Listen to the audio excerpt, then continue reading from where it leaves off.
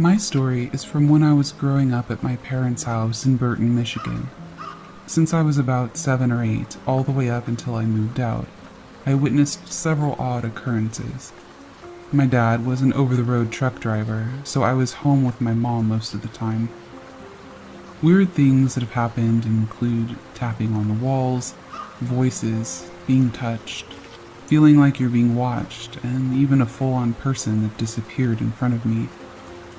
There have been several instances where I, and my friends who I have never told this to, have heard chunks of conversation coming from other rooms or downstairs. When I went to investigate, it would immediately stop. I was home alone, the TV was off, and the windows were closed. There have been a few other events, such as tapping on walls, doors shutting, and very clear footsteps walking along the hardwood floors. Once they even went past me so close that I could feel it in the floorboards. The creepiest thing was one day a friend and I were down in the basement, which consisted of a large family room, a laundry room, and my dad's workout room.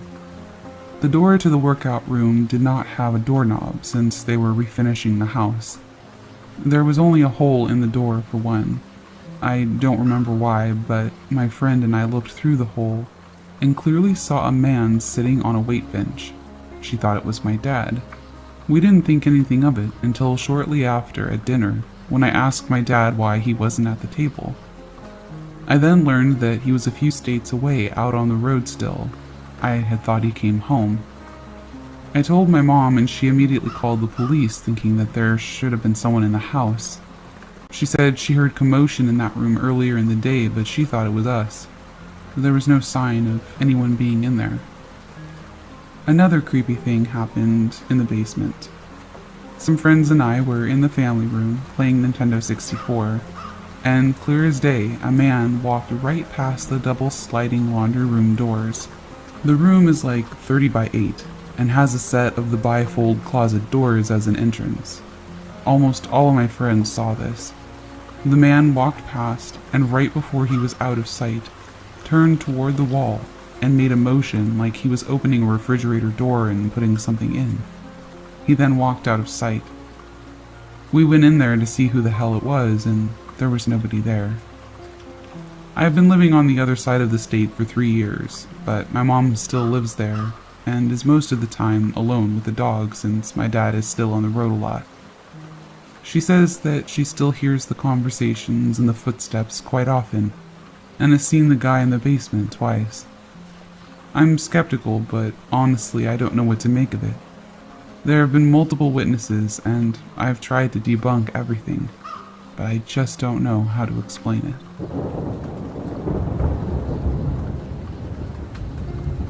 A few weeks ago, I was talking to my mom. It was a Monday night, and she looked pretty tired, so I asked her what was up.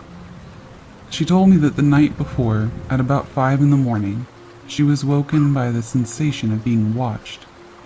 She had her back to the wall, but she felt as though someone was behind her, laying in the bed with her. She felt a cold chill and was paralyzed with fear. After a few minutes, she finally convinced herself to look. Of course, there was nothing there, but it took her quite a while to fall back asleep. The funny thing is, at the same time in my room in the basement, which is nowhere near her, so her moving would not have woken me up, I was awoken by a sound, so I sat up to look, and there was a man standing at the end of my bed. Of course, it scared me so much. Within a second, I flung my covers off to sit up, but he was gone. There's a chair at the end of my bed with no space to stand, and he couldn't have been that tall while sitting. We were both spooked. Today, I was sitting alone in my basement working on homework, and someone ran their fingers through my hair. I'm pretty sure our house is haunted.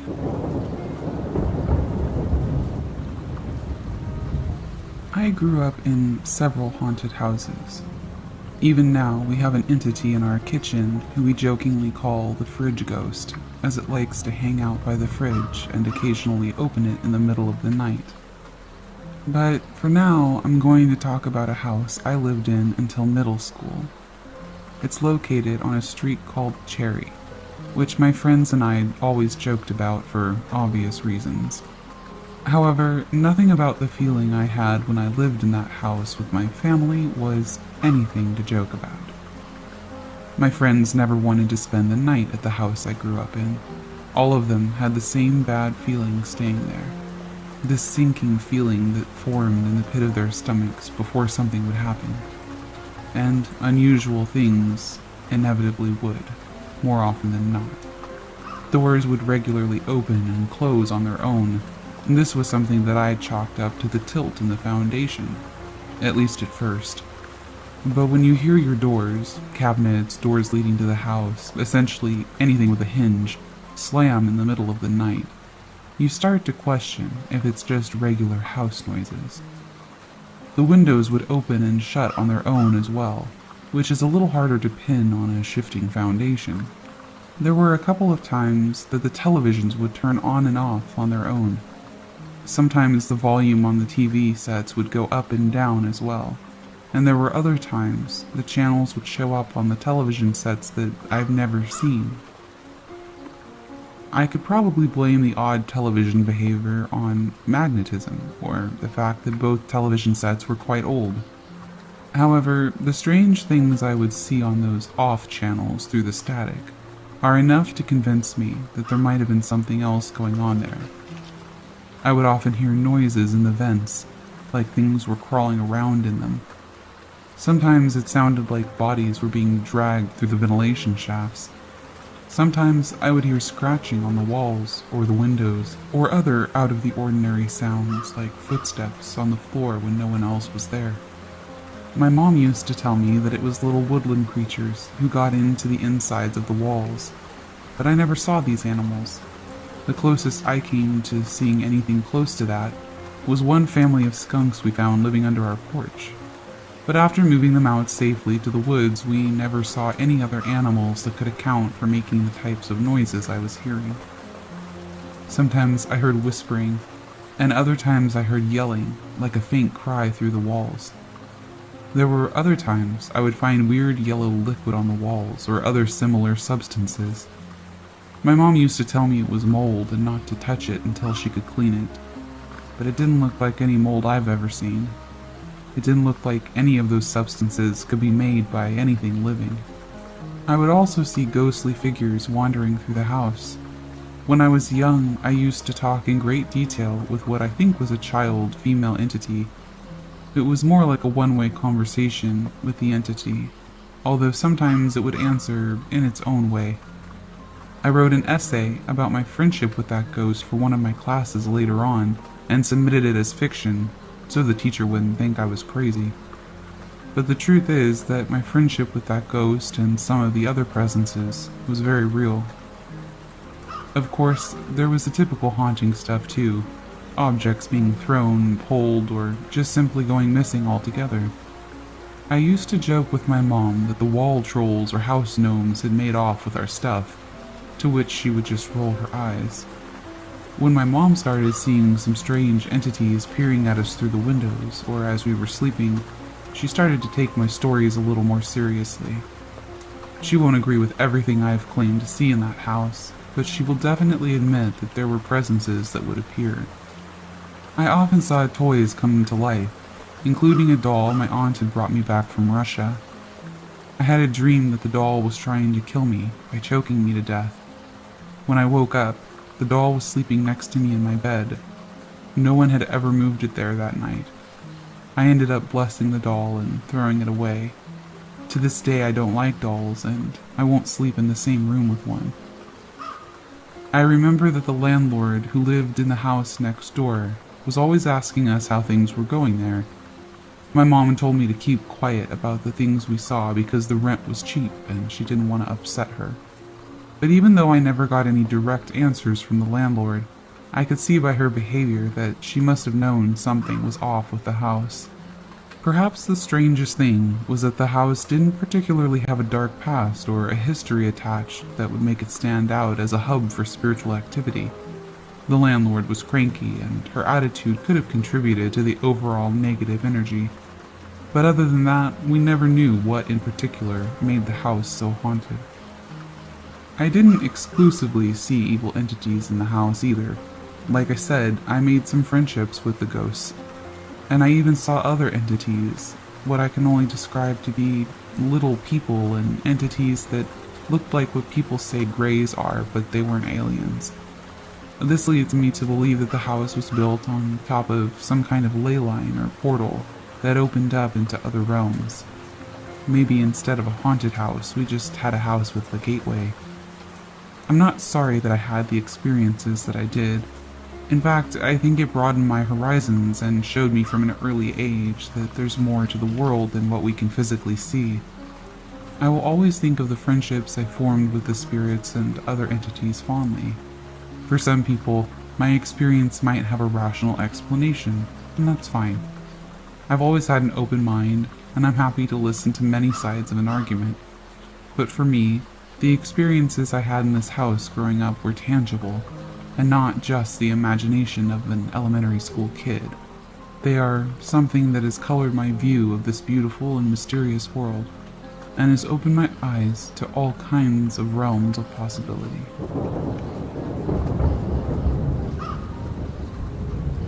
I've had some crazy things happen to me at my house. My neighborhood sits on top of a Native American burial ground. There are even some ruins and a burial mound in my friend's backyard, literally. Also, there was a Revolutionary War battle about a mile down the street. Fun stuff, right? Ever since I moved into that house with my parents about 13 years ago, I was 4, my little brother was around 1, now I'm 17 and he's 14. A lot has happened. My brother, who was 6 at the time of the story, used to run around the house claiming to be chased by a monster. My mom and I were sitting on the couch one day and he was standing in front of the TV, but then he started shaking and ran to my mom and sat on her lap. He said that a lady tapped him on the shoulder and asked if she could speak with his father. You could bet my mom picked up both of us like footballs, got in the car as fast as possible, and went to my grandma's. For the longest time after that, though, things have been quiet. If something happened, it was very minor. Within the last 5 years, however, things have really kicked up again. For example, once I was standing in the kitchen at around age 13. I was staring out the window and I heard my name whispered in my ear really softly. I remember saying, "Yeah, Mom?" only to look and see her fast asleep on the couch in the next room.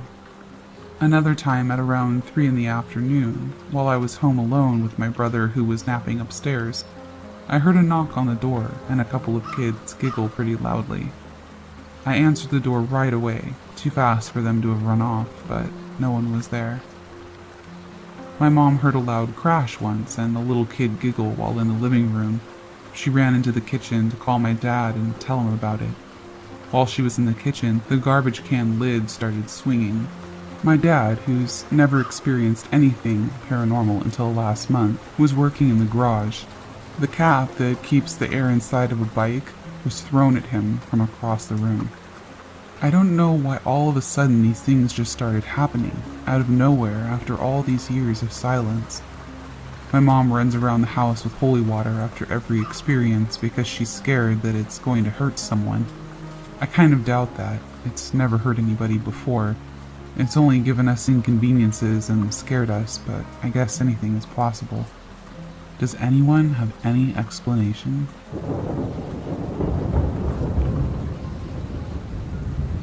So, a few months back, I moved into this beautiful 2-story house with my mother, and we had a roommate with 2 kids in a great neighborhood. The price was suspiciously cheap, but at the time, we didn't think twice about the price. Anyway, the first night was a little creepy. I thought I heard footsteps coming up the stairs. My mom was close to the stairs on the 2nd floor, so I always heard who comes up and down, but I just dismissed it, thinking it was just the house settling, as they say. Plus, I thought to myself, people always get a creepy vibe the first night they move into a new place, right? So, after a few tosses and turns, I eventually fell asleep. Now, this was the first night, and the next encounter didn't happen for a few weeks, but this definitely got everyone in the house spooked. That night after work, I came home happy that I had the next day off. So as soon as I got home, I got ready to play a game. As I sat down, I felt this presence in the room. But it was only me, and it literally felt like something evil was looking directly at me. I felt drained, but at the time I didn't think much of it. Looking back on it now, it was almost like something was stealing my energy or feeding off of it. But as normal, I dismissed it and went to go ask my roommate if she wanted to smoke, and she said yes. So we went outside and we were talking for a good bit. But out of nowhere, she brought up how she felt about the house. Then she told me what happened to her earlier that day. She told me that when she came outside to smoke, as she was sitting on the stairs, which is where we always smoked, she happened to turn and she saw the blinds from our living room open. She saw a figure looking directly at her, but when she turned to get a better look, it vanished. She said she didn't go back into the house for a few hours, but when she did, nothing was there. To me, it seemed like nothing. I honestly thought she was just seeing things. But we both felt like there was always something watching us. This is when things get a little scary. About a week or two passed, and my roommate and I were down in the basement smoking because it was snowing outside. We finished up, and then her two kids wanted to play, so we both stayed downstairs and watched the kids play. We were sitting a good bit away from the stairs when we saw her youngest son look up the stairs. The creepy thing is the way he turned and made it look like somebody had called him. Mind you, we were both looking at him at this time, so when he turns, he then slowly looks up the stairs as if he was trying to make out what he was looking at. As soon as his head stops, I'm assuming that's when he saw whatever it was he saw, and he started crying, like literally bawling. When his mother called his name, he just smiled and ran towards her. From our point of view, we couldn't see up the stairs because there was a wall covering it, but we know he saw something. That's when we knew the house was probably haunted. Since she was home more than I was, and more than my mother was, she had stories about doors being opened that were originally closed. You know, the normal haunting stories. But now we started to believe her even more. My mother said she started to feel depressed whenever she got home. This was the scariest thing that happened to me personally. We were moving, and at first everything was going smoothly. I was packing up the living room, and my mother was packing up her room. The roommate had already moved out, so it was just the two of us. After a few minutes of moving, I heard a loud bang. It was as if a bowling ball had fallen off of a countertop. It came from upstairs. So I went to go check it out. Nothing fell. Nothing was on the ground anywhere.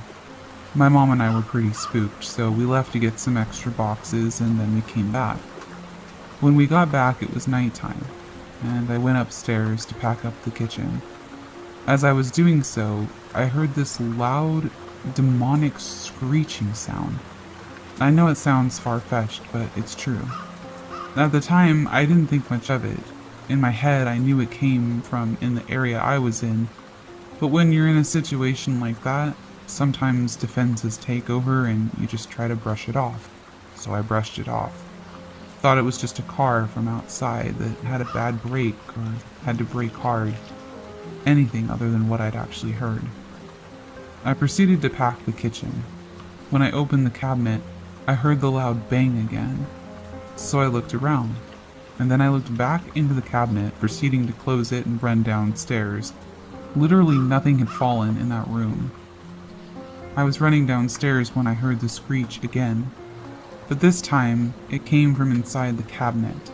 I was still close enough to tell.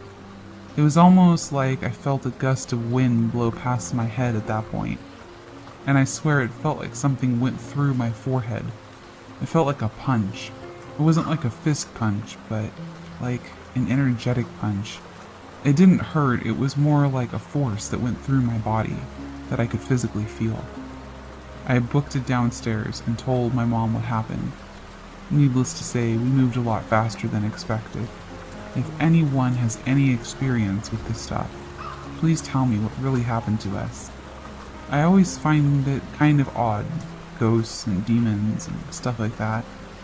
but maybe they are real. Something clearly was going on at that house.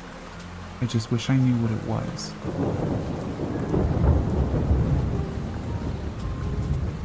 As a kid, I was a huge fan of the paranormal, mostly due to my love for movies like Ghostbusters, but never in my life did I think that I would live in an actual haunted house, or in my case, a haunted mobile home.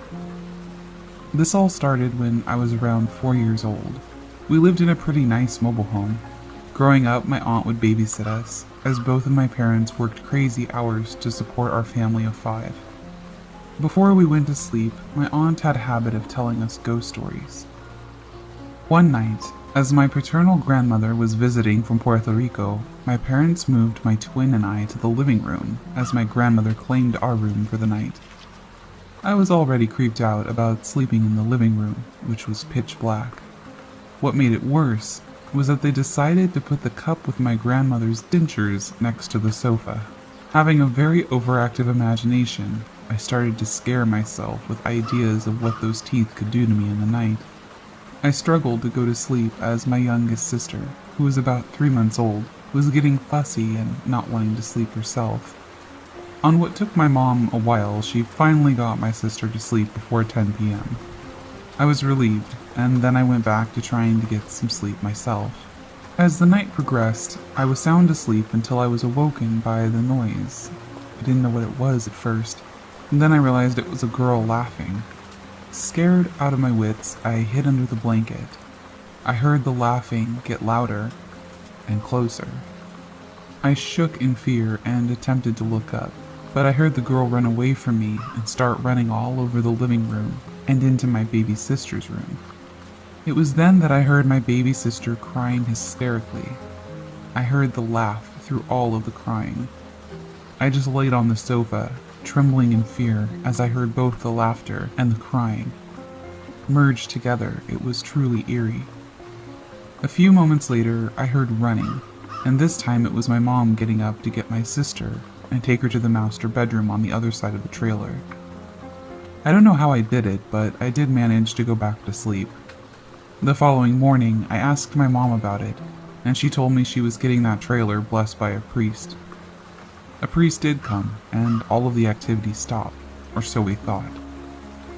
After the first incident, I started elementary school. I became a very avid reader, as my now late maternal grandfather had gotten us to start reading at a very young age. I would read books on ghosts every chance I had, which I actually still do.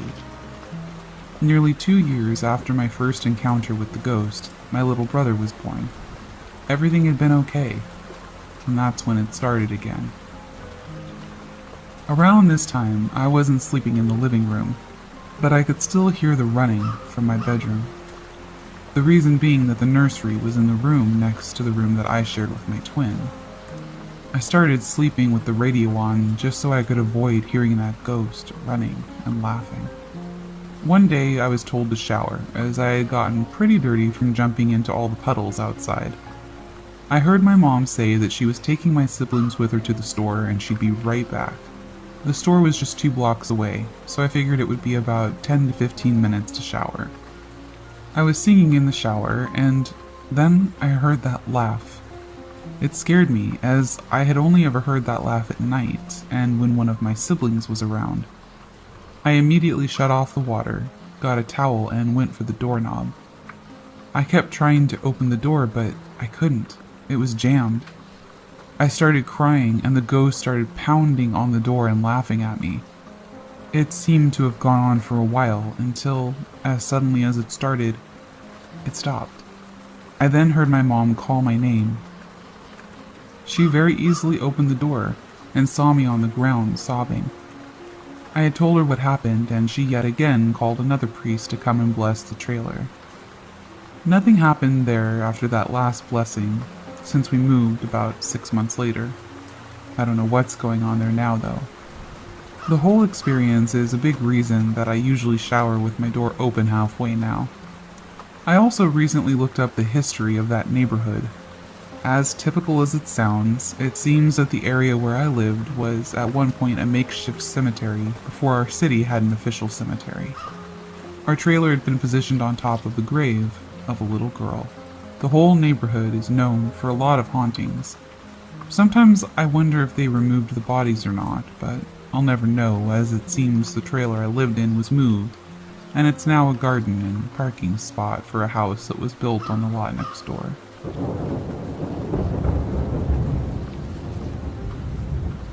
I've had many paranormal experiences, but I thought I'd share this one in particular. My mother-in-law died quite unexpectedly during Christmas in 2013. She was in a coma for about a week before she died. She lived in a senior living community in Southern California called Laguna Woods. While my mother-in-law was in the hospital and following her death, my husband, one-year-old son, and I stayed at her place. At the time, we lived in Texas, but we're from Southern California, and all of our family are here too. One of my first experiences was in the middle of the night. I picked up my son out of his pack-and-play because he was crying. I held him as I walked to the living room to sit on the recliner and rock him. I didn't turn on any lights, as there was enough ambient light to see. Just as I was about to sit on the recliner, I was startled, because it looked like someone was already sitting there. I immediately stood back up because of my natural reaction of thinking somebody was already there. It sure did give my heart a jump. From about then on, I felt a presence. It didn't scare me, but I was definitely aware of it. I don't believe it was my mother-in-law. I believe it may have been a previous owner. I felt that it was probably a woman, but sometimes it felt like a man. So, my mother-in-law's death brought together some of my husband's family who had been estranged. My husband's uncle has an adult son, with whom they had a falling out for several years. Word of my mother-in-law's passing got to the estranged son, which is a cousin of my husband, and he showed up at the memorial and surprised his family. They had a positive and emotional reunion. He only stayed for the memorial and then left for home. After the memorial, my husband's side of the family and I went back to my mother-in-law's house for an after-party visit sort of thing. They stayed for several hours, and it was a great reunion. We ordered pizza, and I called my sister, who lived in the neighborhood, to come over. She came and socialized, and it was nice. Nothing remarkable happened until the next day. So my sister calls me the next day to catch up and see how we're doing, and we talk about the previous day and night's events. She commented on how nice it was to see my husband's family, and how great it was that my husband's uncle reconciled with his son. She added that it was so nice that the son had come over to the house afterward. I said he didn't come over. He went home immediately after the memorial. My sister said, "Really? I could swear he was there." I explained that the only men present were my husband, his uncle, and an older cousin. My sister said she saw a man, maybe in his early to late 30s, wearing khaki pants and a sweater vest, standing between the living room and kitchen. She said she made eye contact with him a couple of times, and he smiled. She said he looked like he was listening and observing the conversations that were going on in the kitchen and living room, but he wasn't talking to anyone. She said her intention was to go and chat with him, thinking that it was the formerly estranged son, but was caught up in conversation with other relatives. She said that when she was finally free to go and chat, she couldn't find him anywhere. She didn't think anything of it at the time, she figured he just left. Since I already had an experience with the recliner sitting person, this made my blood run cold and honestly gave me the chills. Eventually, my husband had to return to Texas to work. My son and I stayed in California for a few weeks to clean out my mother-in-law's house. It was during my stay that more weird things happened. One night, I was lying in bed reading when I felt someone watching me from the hallway. My body had its own reaction to the presence that I couldn't control. I felt anxious, but not scared. Just that I knew someone was in the house besides me and my son was an eerie feeling. I finally made a deal with the ghost or ghosts. I said, "Listen, I know you're here, and that's okay. Just don't scare or harm me or my son. Otherwise, you're welcome to stay. I can't recall the exact timeline, but one morning I found my 1-year-old son completely unclothed in his pack-and-play. He had never, ever removed his clothing before this, and he's never done it since. Even his diaper was missing. At the time, I thought it was some new phase with him taking off his clothes, but he never did it again. Not even a sock. I truly believe some entity was responsible